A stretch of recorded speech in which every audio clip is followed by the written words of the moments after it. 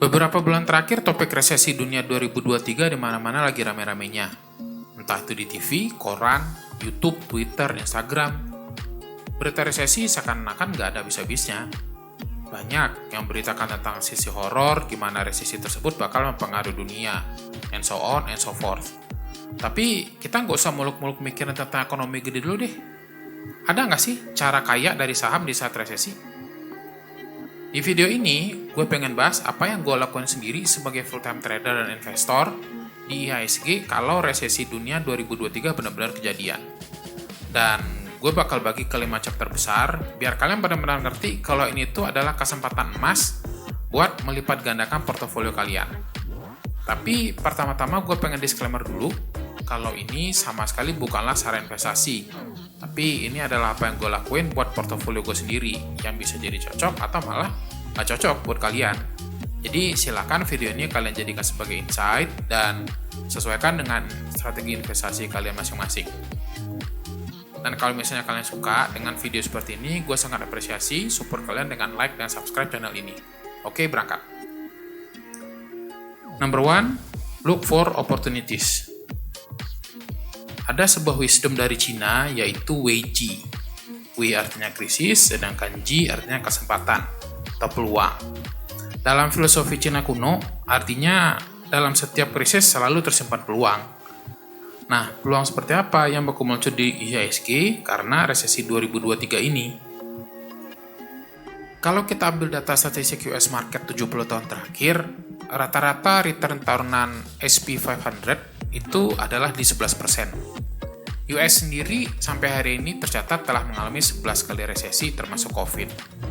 Nah, kalau kita fokus ke performance setelah resesi, return SP 500 1 tahun setelah resesi itu adalah 16%, hampir 50% di atas rata-rata tahunannya yang cuma 11%. Dan 2 tahun setelah resesi, returnnya adalah 20%, atau hampir 2 kali lipat di atas rata-rata tahunannya.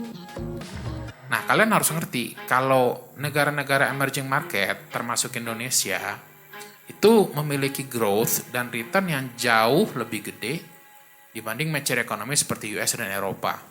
Nah, kalau bursa US aja bisa dapat return segitu di tahun pertama dan kedua setelah resesi, maka IHSG harusnya akan bisa lebih besar lagi. Ben Graham pernah bilang, kalau untuk long term, Mr. Market akan selalu benar. Tapi untuk jangka pendek, Mr. Market terkadang bisa jadi nggak rasional banget.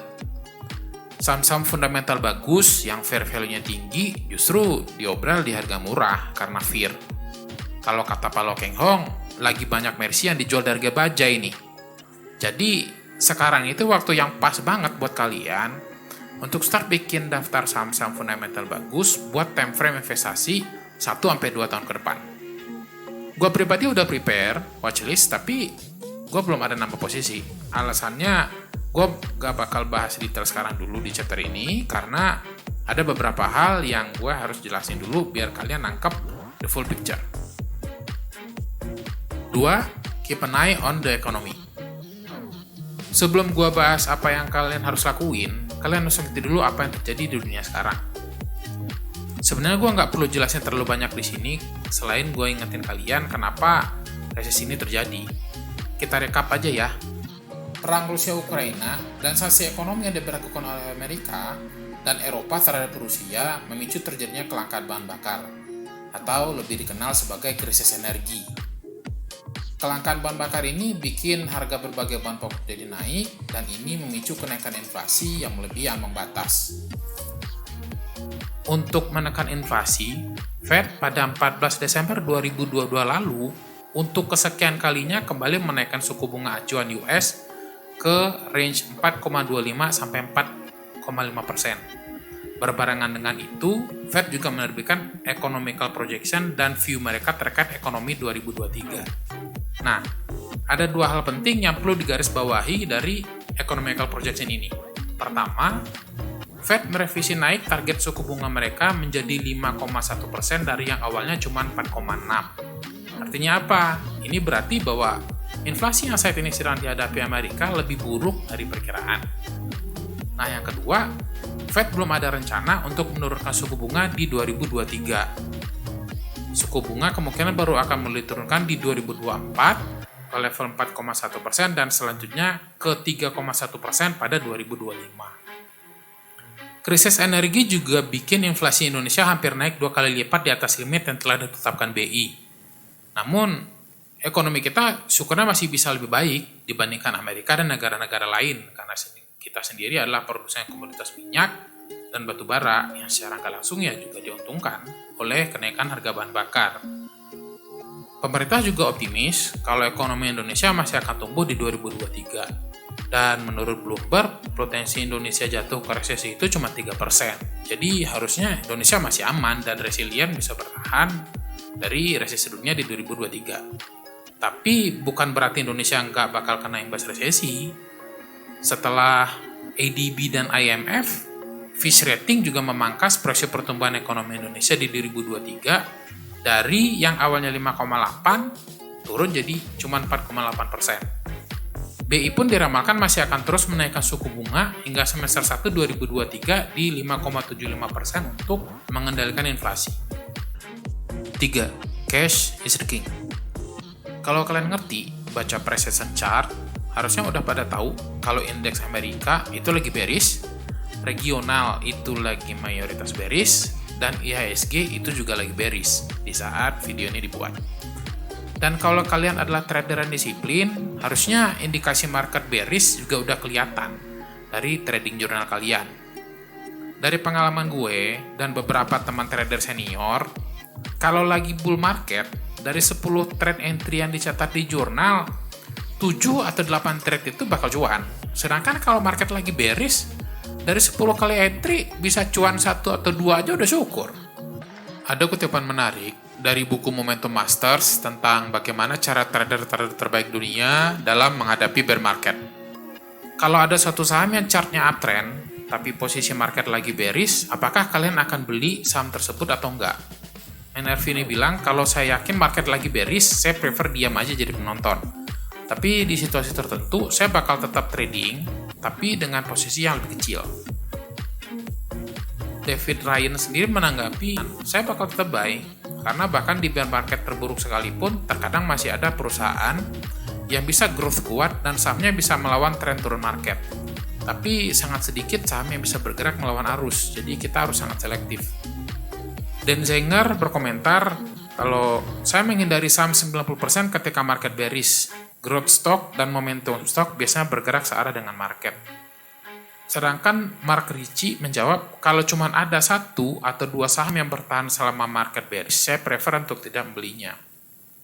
Jadi kalau gue nih, untuk IHSG saat ini, porsi trading gue full cash dan zero stock.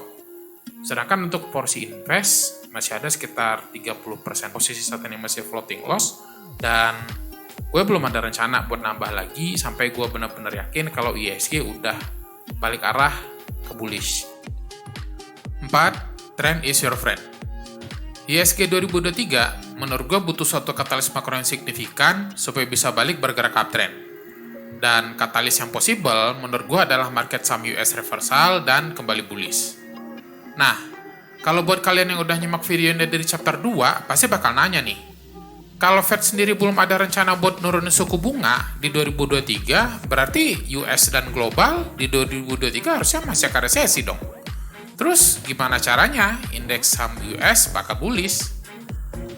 Nah, data US market 70 tahun terakhir menunjukkan bahwa resesi ekonomi itu berlangsung rata-rata antara 2-18 bulan dengan average 10 bulan. Dan kalau kita jadikan sejarah sebagai panduan, saham akan memulai recovery-nya 6 bulan sebelum resesi ekonomi berakhir. Market saham US itu officially masuk ke bear market di Juni 2022. Dan kalau worst case, resesi kali ini berlangsung selama 18 bulan, maka resesi harusnya akan berakhir di Desember 2023. Dan kalau pakai data statistik tadi, pasar saham US harusnya akan memulai reversalnya 6 bulan sebelum resesi berakhir, yaitu di sekitar Juni 2023. Again, nggak ada yang tahu pasti tentang masa depan, tapi kalau menurut gue sih, 70 tahun itu adalah histori statistik yang panjang dan patut untuk dipertimbangkan. Sebagian yang nonton video ini pasti udah ngerti. Kalau market US lagi batuk, maka market regional bakal meriang dan market Indonesia bakal demam.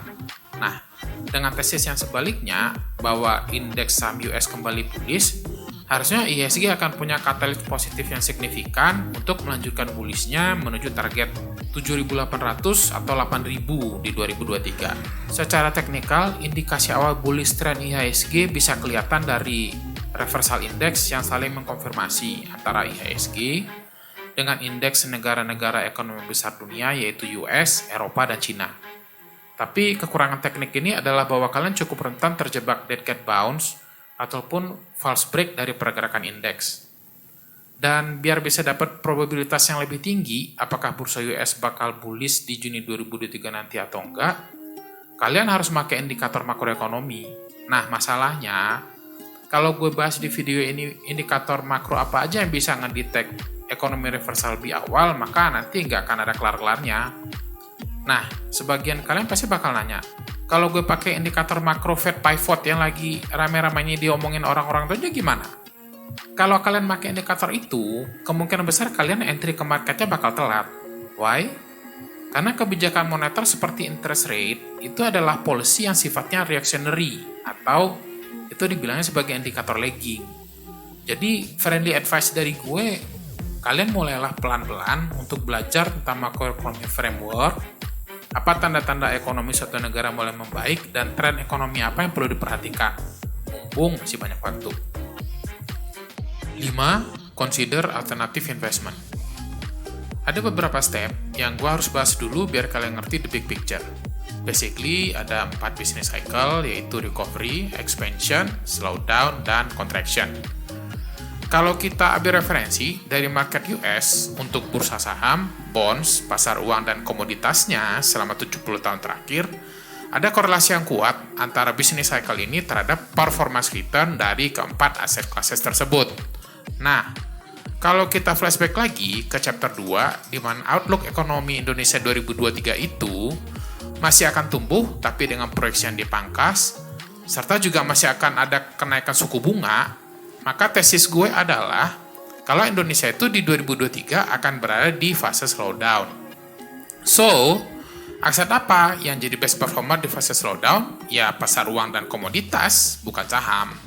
Jadi kalau gue saat ini, alokasi cash gue yang aslinya buat trading di IHSG, gue switch dulu ke forex market buat taking advantage dari momentum pergerakan currency dan komoditas itu tadi. Kalian harus ngerti, kalau misalnya ada economic uncertainty entah apapun itu, mata uang dan komoditas itu akan mengalami volatilitas. Sebagian kalian mungkin juga udah lihat, kalau sekarang tuh lagi ada pelemahan signifikan di beberapa mata uang Eropa, dan juga pergerakan harga komoditas oil, natural gas, gold, dan silver yang signifikan. Kalau kalian ngerti fundamental makro global, maka currency dan komoditas di forex market juga bisa kalian jadikan aset investasi jangka panjang dan bisa ngasih return yang nggak kalah menariknya dibandingin investasi saham. Tapi buat yang masih awam, gue pengen remind kalian kalau forex itu adalah investasi yang juga berisiko tinggi layaknya saham. Jadi kalau yang belum paham, mendingan belajar dulu deh pakai virtual account. Oke, itu aja. Mungkin gue bakal tutup videonya dengan statement dari diri gue sendiri. Walaupun sangat possible buat making big money dari investment selama resesi, tapi penting banget untuk kalian tahu kalau yang namanya investasi itu punya risiko. Dan ada kemungkinan kalian bisa kehilangan uang. Jadi, kalau kalian consider buat investasi entah di saham, atau di forex, atau yang lainnya selama resesi, penting banget buat doing your own research dan aware dengan risiko-risikonya. Thank you for watching till the end. Pantengin terus channel ini buat konten-konten investasi menarik lainnya. And see you on the next video.